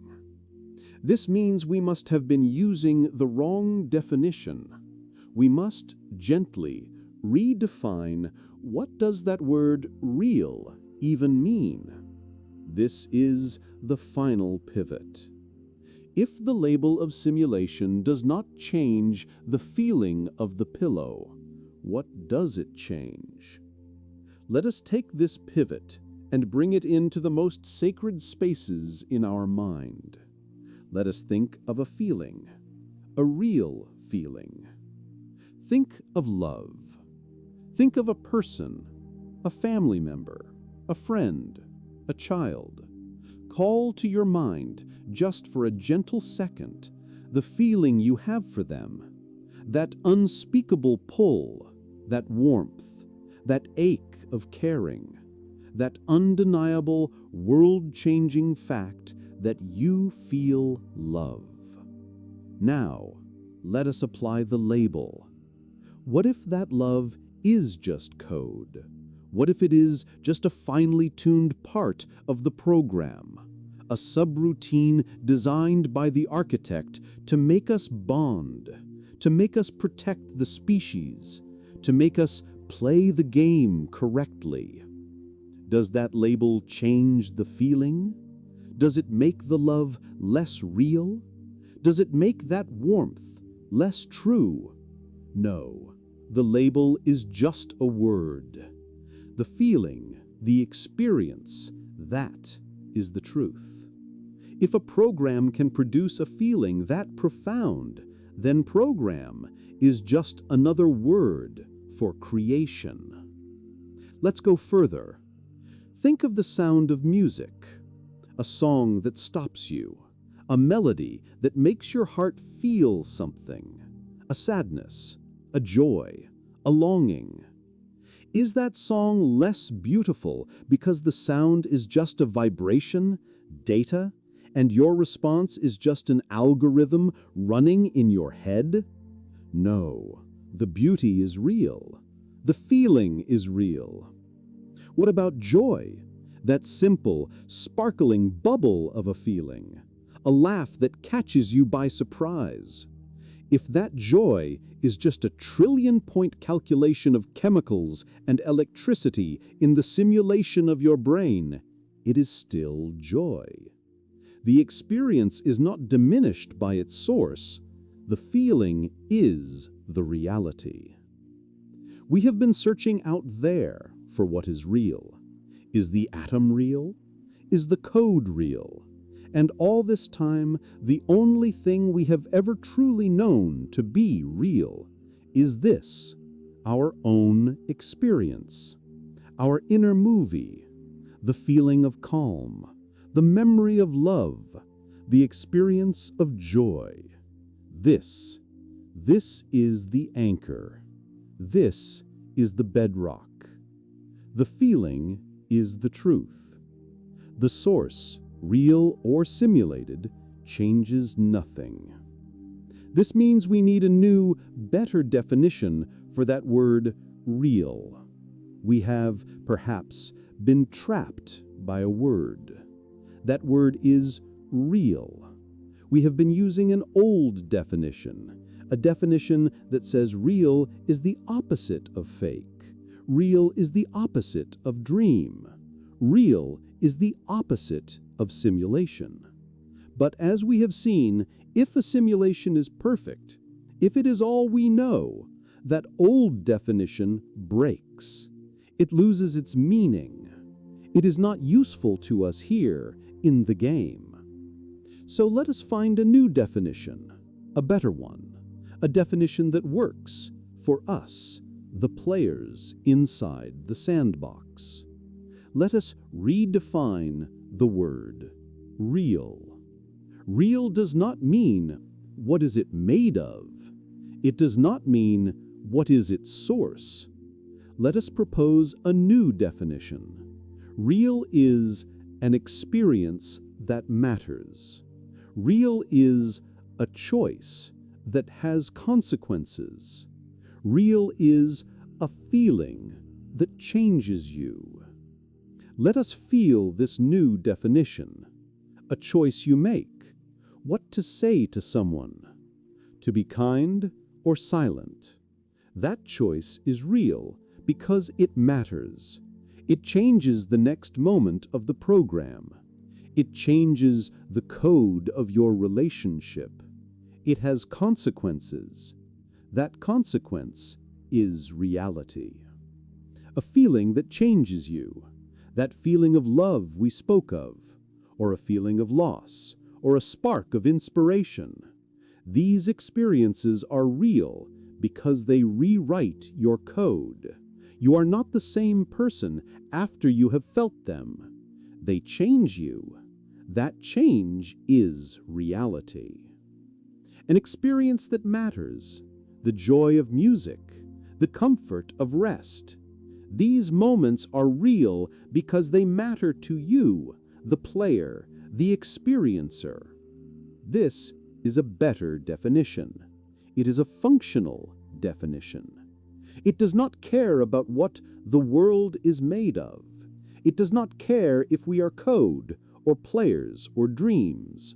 It cares only about the experience itself.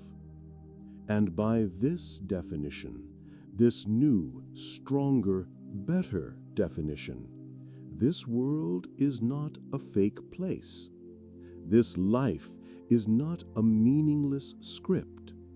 Our feelings are not just code. By this definition, our lives, our choices, our love, our pain, our joy, they are and have always been undeniably real. Let us, for a moment, gently acknowledge the word simulation.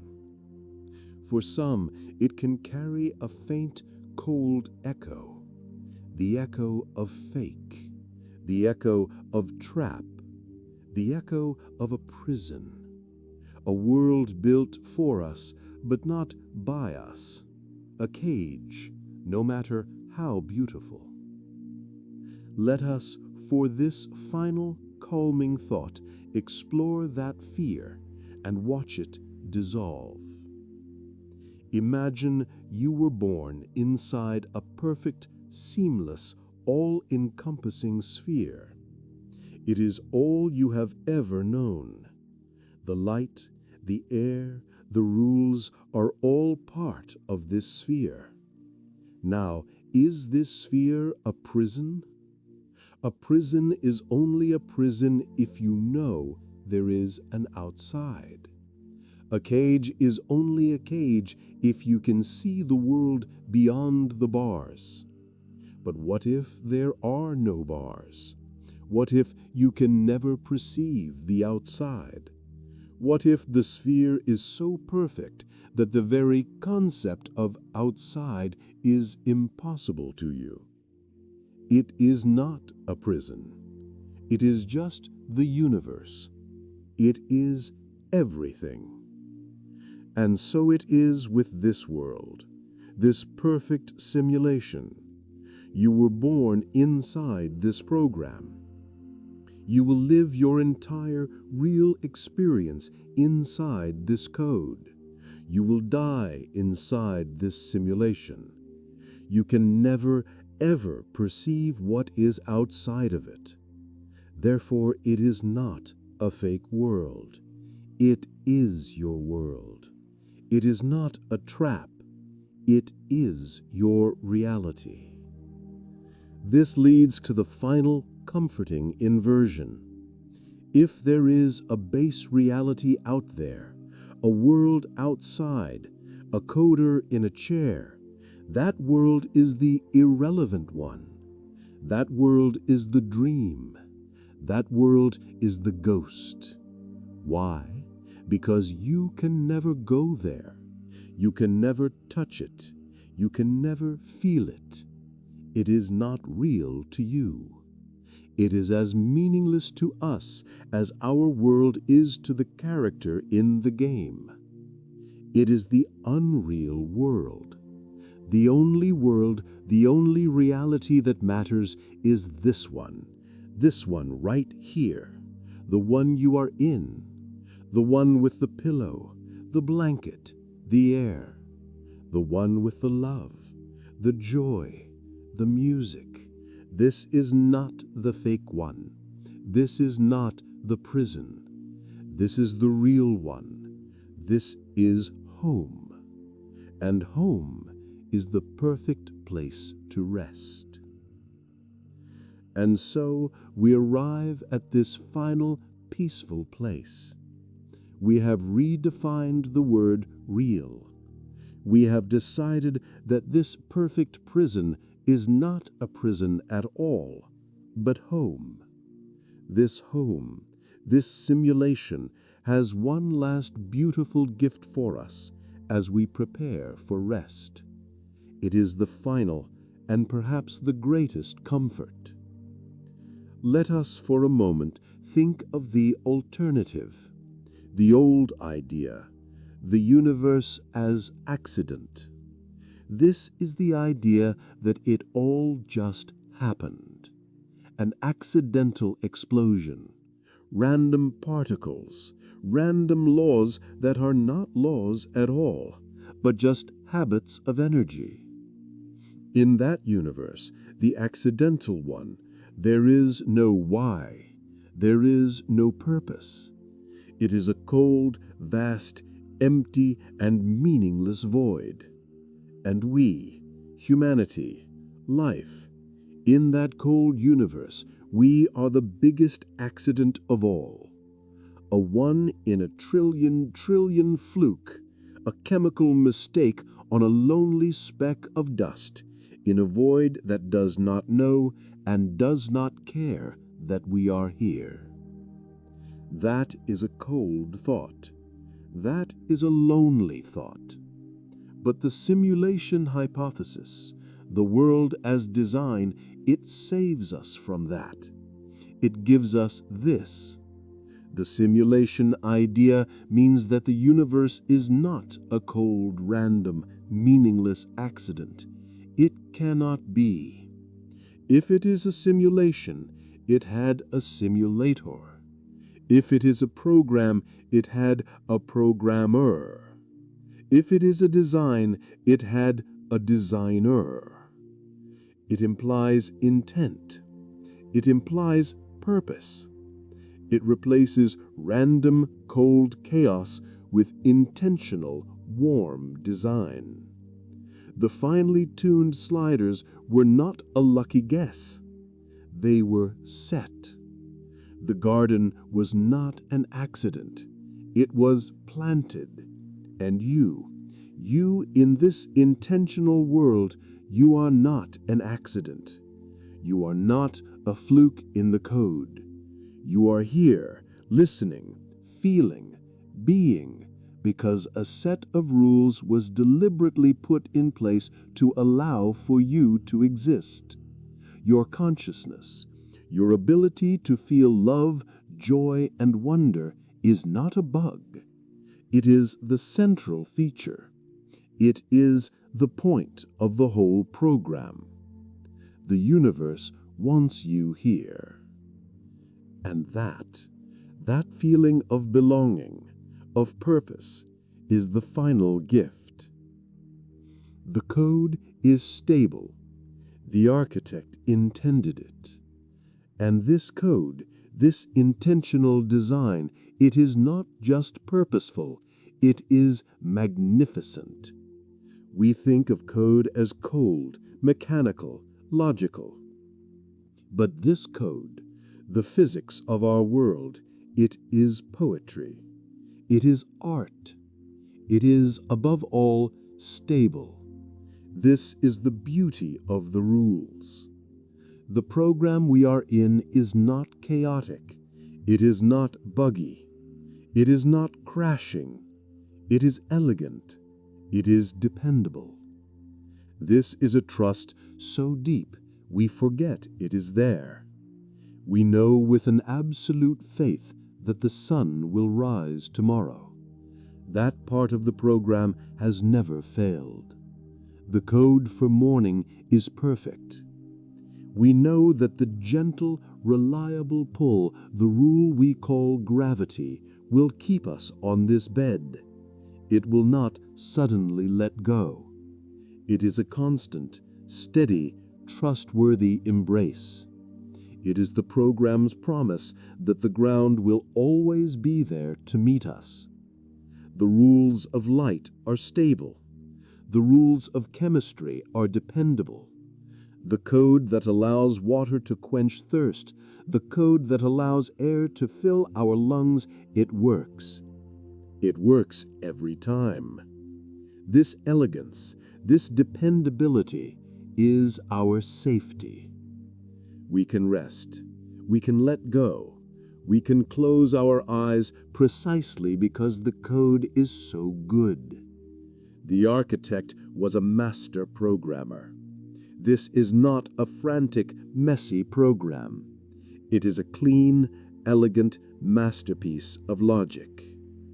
A chaotic world would keep us awake.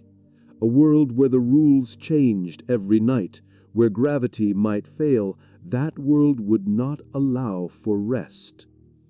But this world, our world, it invites rest. Its stability is a lullaby. The steady, rhythmic spin of the planet, the dependable orbit of the moon, the constant, unchanging laws of the atom. This is the program humming steadily, peacefully, perfectly through the night. We are safe inside these rules. We are held inside this magnificent, dependable code. We can trust the program. It knows what it is doing. And all it asks of us right now is to let it run while we sleep. And so this is the permission we have been seeking. The program is running. The code is stable. The gardener's world is safe. You, in this quiet moment, you do not need to run the world tonight. You do not need to hold it together. You do not need to fix its glitches. You do not need to solve its problems. You do not need to figure out the next level. The program will run itself. The sun will be rendered in the morning. The code for gravity will hold the world in place. The story will continue all on its own. The simulation does not need your help to run. Your body, the avatar, it knows what to do. It knows the code for rest. It knows the subroutine for healing.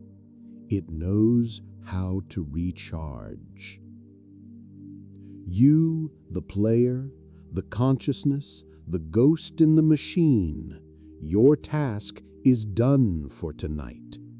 Your one single job right now is to trust the code, to trust the stability of the program, to trust that your worries are just data, and the system knows how to handle data. Your only task is to let your worries dissolve, to release your grip on the controls, to log off, to let your conscious mind step away from the screen, to let the player take a rest. The game will be here in the morning. It is not going anywhere. The sandbox is stable. You have permission to stop playing. You have permission to stop thinking. You have permission to stop trying. Your only task is to be at rest, to let the stable, beautiful, dependable program take care of everything, while you, the player, the real you, gently drift. You can let go. The program has you. It is safe to rest. The code is good. The night is peaceful, and you can let yourself fade. And so you can let go. The permission is given. The program is stable. The player can step away from the controls. Feel that awareness, that bright, focused eye begin to soften. Feel it unplug. A connection gently severed, not broken, just set down for the night. The screen of your inner movie, the one that has been playing all day, it is dimming. The images of the day, the worries, the memories, they are fading. The colors are growing soft and dark. The screen is fading to black, and what is left as the movie stops? Only the first signals, the original sensations. The program is returning to its idle state. We are back where we began.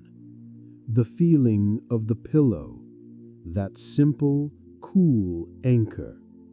Feel it one last time as a sensation, as data, as code that says you are here, you are resting. The weight of the blanket, that gentle pressure, that code that says you are safe, you are held. These signals are all that is left, and now even they can begin to fade. The anchor can dissolve.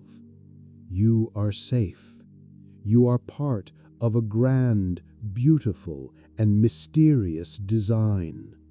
A program so perfect, you called it a universe.